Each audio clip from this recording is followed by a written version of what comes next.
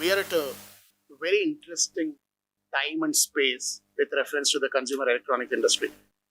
It always fascinates me with what is it doing in the current context and what could it do. Because we, at least our generation, has seen, as I was talking, the flip phones too, which is going to come on your handphone and perhaps going to get into your skin. Lot can happen on consumer electronics.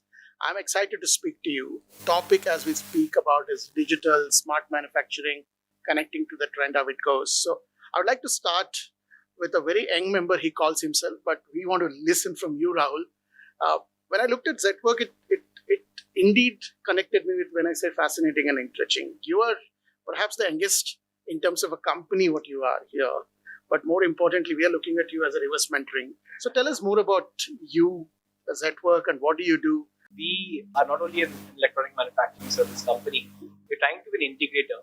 So what's happening is that there are a lot of places where a lot of technology is residing, a lot of expertise are residing. However, what is required is the collaboration between different entities, the supplier, the brand, the technology provider, the integrator is what we are then in the end. That's what we're doing at a global scale. At the same time, trying to work with different entities and trying to create supply chains which does not exist previously in India. That is something which we are trying to bring on a table as of today. Other than that, what you've realized is that today people have gone into the idea of having sprints. They do 15-day sprints or a 30-day sprint, but it doesn't exist as much in manufacturing. The agility and speed is sometimes missing, and that's what we want to provide by integrating people and by ourselves being agile to the customer and keeping the end outcome first. So this is a conglomeration of technology, services, manufacturing across different folks, where Zetwerk's trying to create an ecosystem and trying to deliver the end outcome as fast as possible in as agile manner as possible. You're managing a very large organization, been in the industry for decades now, and you don't wear one hat, you wear three hats.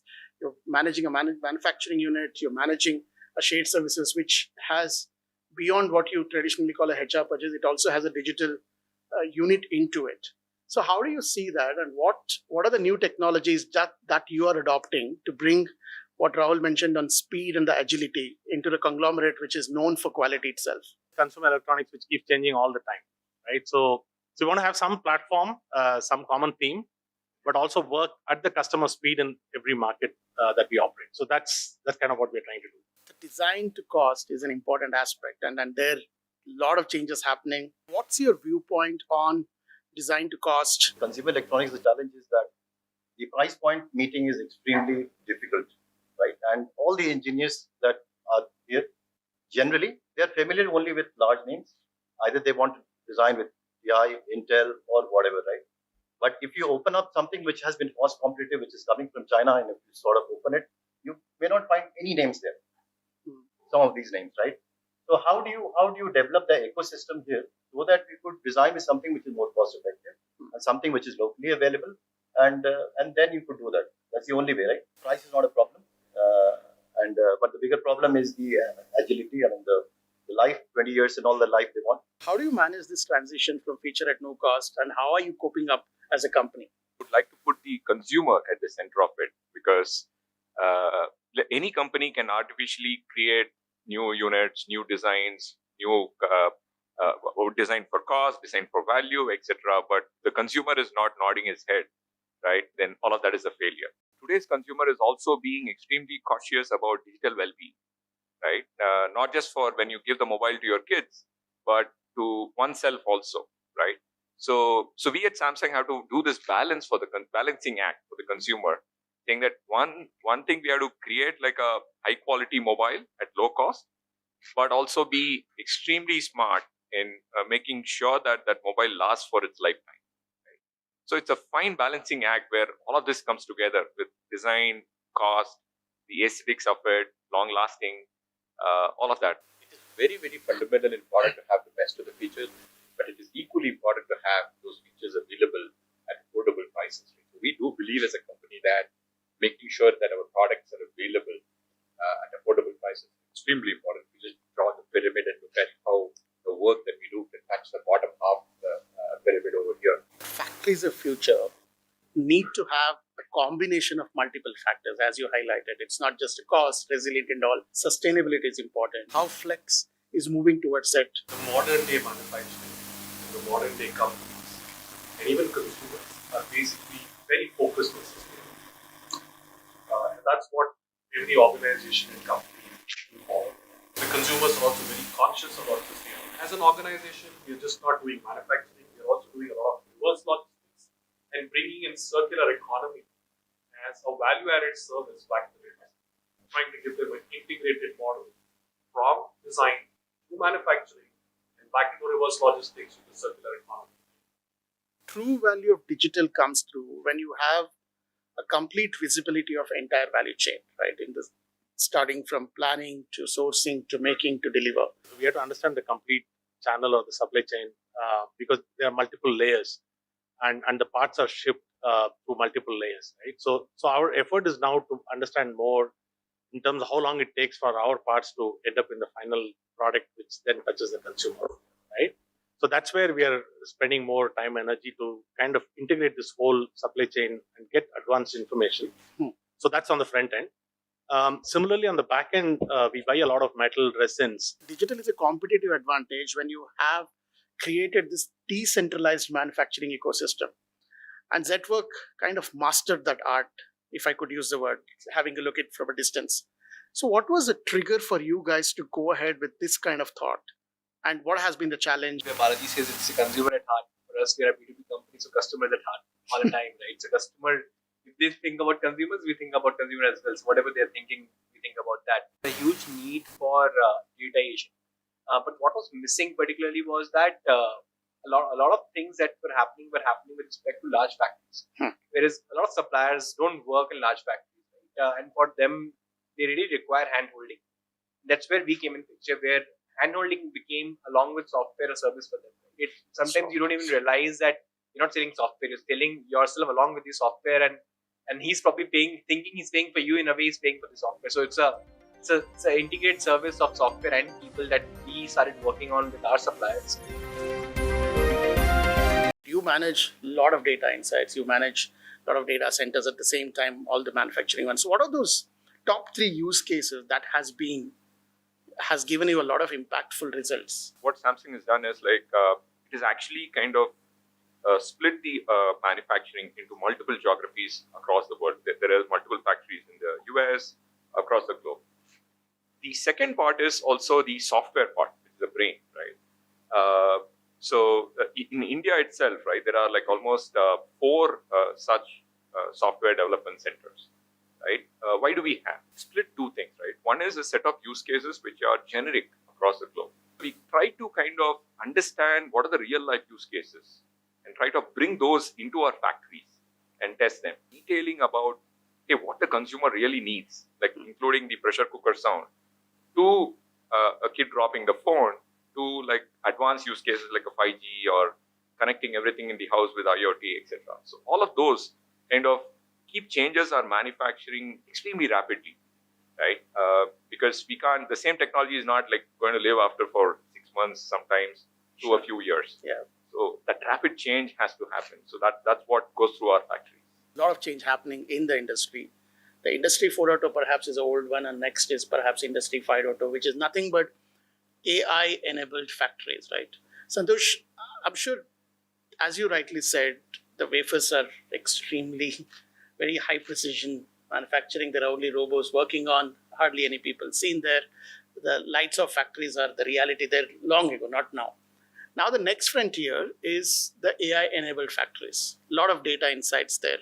So what is Texas Instrument India is looking at that as? 50 to 60% of our worldwide revenue business comes from just 2 segments, industrial and automotive. So we are absolutely looking at creating our products where there are people working in factories, but along with them, there are robots working on it, right? So look at the challenges that we have to do as a semiconductor vendor, as a system supplier to these products. Right? We got to look at it to make sure that we identify what are the safety concerns. The primary most important thing is that we have to design the products that robots are working on, which is most efficient. Right? Then we got to look at it where creativity, where there is differentiation, where there is added value that people will add, but make sure that they can work along with robots without really creating any kind of problem, A, for themselves, B, to the product that they're trying to do, and C, to the robots that are working around. So it's actually a system where safety and security is actually built in to all kinds of products that you're thinking, right? While this is an automation car factory environment that we talk, industrial systems that play in, right? The kind of data that we have to send through this high-speed connectivity that is out there and the visualization of the data that is really required, not necessarily by humans, but by machines, right? So we look at these kind of systems as distributed intelligence systems that are sitting out there in factories. And these are not the factories of tomorrow. These are actually really factories of today. Oh, very important. When I say factories of today's, AI can actually be used to create a lot of simulations. And I'll give you a very classic example of that. Factories don't need to be set up. You can actually, first of all, set up a digital twin of a factory. Put in your equipment, put in your headcounts, put in your robots, put in everything. Do hundreds and thousands of simulations. And come back and say that this is the best combination on how this factory is. Yeah. So this whole concept of digital twin is the new age concept where AI, VR, Industry 4.0, all those concepts can actually come together, simulate it so many times, have so many iterations, come with the best combination, and when you go and set it up, you've got the most efficient, cost-effective factory what you can. Well said, yeah. A lot of simulation need to happen at design stage itself. So I can't think of anyone else than Amit talking about it. Amit, what do you think? Do you agree with their points? It is definitely required because if you see, predominantly the processes have been there in the past also, and the industry has been working pretty neatly that time also. But what was missing was there was a lot of data points which were all working in silos. Now what's needed is all these silos somehow should get combined, and an AI is only one which can actually give you a recommendation much faster than a human. Correct? So that's why AI is required, and you could actually get a recommendation fast whether this particular model that I'm trying to use is actually useful or not. So AI from that perspective is definitely needed, I think. How much of investment have you started making in these new age technologies? I think our investment majorly is in software development, which is always a futuristic investment, and it's continuous investment you keep on doing. AI is something which comes into picture when you have a lot of data. Yeah. So our first job was to create enough data with a lot of suppliers because the things weren't digitized for you to even have something of the nature of give predictive analysis before you can jump to AI. So our thought process has always been that drive visibility as much as possible. Of course, manufacturing 4.0 and the likes of things which others are doing out here is something which you have to plug in our software into. And that's a continuous activity.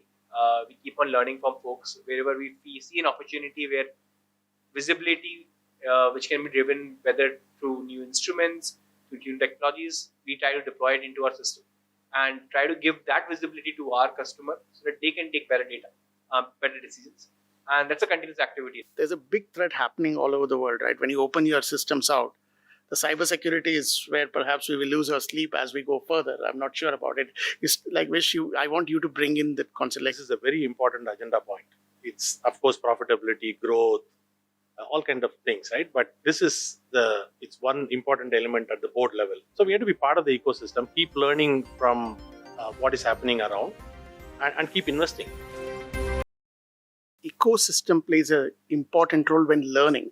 Now you're learning from everything. You're learning from consulting firms like Bain. You're learning from ecosystem players like Zetwerk. You're learning from Texas Instruments. You're learning from everywhere, even the universities and all. Absolutely. So my question, especially to you, Balaji, I'm sure when Samsung came to India, you're using a lot of local to local. What's your viewpoint on Indian ecosystem of suppliers, of supplier, customers and of customers, all of that together? What's your viewpoint on that? Two ways to look at it, right? Like one is India in its absolute sense, or comparing India with, let's say, a mature market like US or China, etc. Right? So I actually want to look at the former because the latter, most of us know and like it's been talked enough in the industry. But just briefly on the second point, right? Are we like China yet? Probably not. From a Samsung perspective, right, we actually look at a slightly long term with our suppliers and distributors. What we believe is called co-prosperity. We truly believe in like growing our ecosystem, be it online or offline. Both are important to us. How these larger organizations who have been like digitally enabled are now digitally driven. What triggered you guys to really become digitally driven? Resistance to change, not just at the bigger organization, that's anyway there, even at SMEs, because for them, what is in it for me is the most important question. Rahul, Zetwerk, you guys have 5,000 plus suppliers already into it. Like, how did you manage this resistance to change? Thing is, you need to figure out what he wants first. SME definitely wants orders first. Right? You can't miss out on business for the sake of adopting technology. Okay. You can't miss out on business, right? So you need to give him business, and when you give him business, he's ready to give you a lot more things. Right? He's ready to change. He's making money. He's ready to invest as much as you want. And this is more investment in terms of attitude, Right. rather than in terms of money, right? And if attitude change can help him get more orders, he's more than ready to invest into it. And that's what we're trying to do out at our place, right? First focus on what he wants, and then we focus on what we want. There's a very important member in this ecosystem is talent, right? And that too, especially a company like you where you're growing from leaps and bounds, 1,000 to 2,000 in very soon time, you're going to get a lot of digital, I won't say driven, but they are digital talent coming up on the board. How do you integrate them? Today we are shipping laptop even before the person joins. So that's a leap of trust, right? And that's how you attract talent. There is an important point of design ecosystem, right? What's your viewpoint on design ecosystem in India? We don't own the manufacturing, let's say, assets. Right? Basically, we are fabless design company.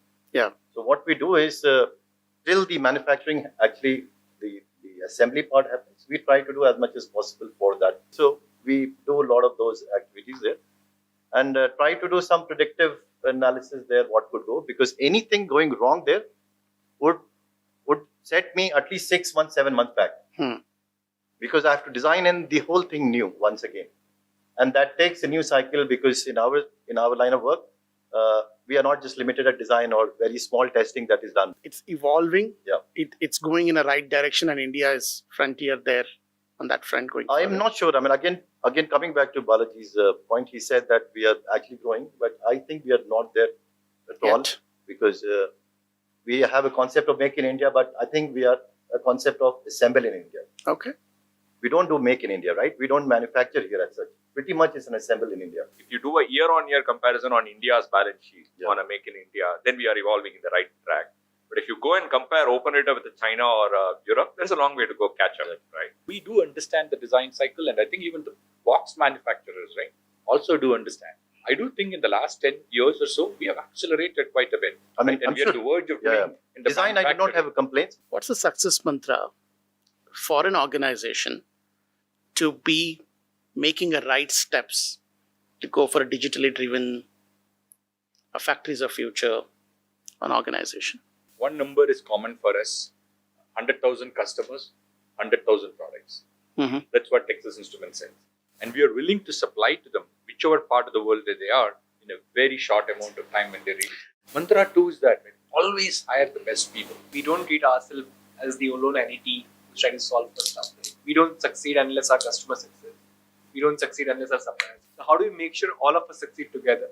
And looking at the pain points while working as an intermediary, our job is to ensure that our customers' problems are getting solved, and we're solving the problems of our suppliers as well.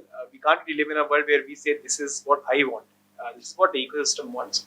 And that's what has been helping us to create an ecosystem which is extending beyond us, which helps in delivering the right outcome, whether it be a B2B product or a B2C product. The proof of concept is no more a point. It's a proof of scale. Whatever digital solutions you do it, while it's good to check the concept and all that, now everyone is looking like, can I scale this particular solution? Horizontally deployment or vertical deployment or multiple plants and all that. So what has Samsung done that? Is that also a thought at Samsung to look at proof of scale? Everything that we build is for scale, right? Yeah.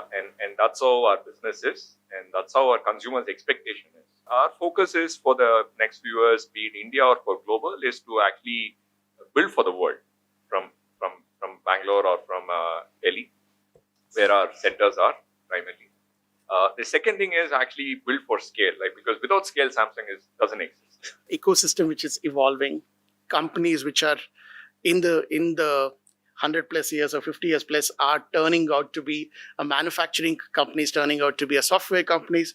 A company which started as a software company has turned out to be a manufacturing company. Lots happening in the world, but very, very positive outlook. And we firmly believe that the digital is a competitive advantage if you do it right. You have to do a proper blueprinting, understand what are the right use cases, invest for the scale, and then see the results, and then create a pattern and move on to it. Thank you so much for spending your valuable evening with us. It's been a great pleasure hosting this, and I really cherish this conversation for years to come.